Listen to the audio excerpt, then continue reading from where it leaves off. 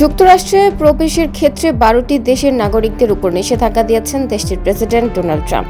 স্থানীয় সময় বুধবার তিনি এ সংক্রান্ত নির্বাহী আদেশ সই করেন। আগামী সোমবার থেকে এটি কার্যকর হবে।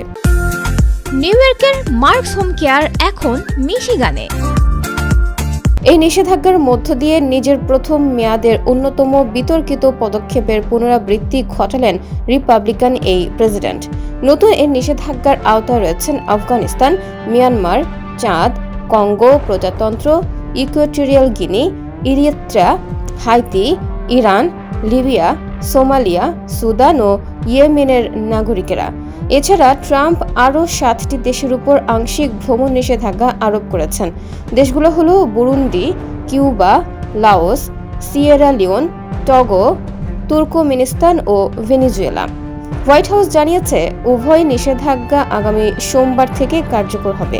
নিষেধাজ্ঞার বিষয়ে সামাজিক যোগাযোগ মাধ্যম এক্সে পোস্ট করা এক ভিডিও বার্তায় ট্রাম্প বলেন, কলোরাডোতে ইহুদিদের একটি র্যালিতে পেট্রোল বোমা নিক্ষেপের ঘটনায় এ পদক্ষেপ নেওয়া হয়েছে।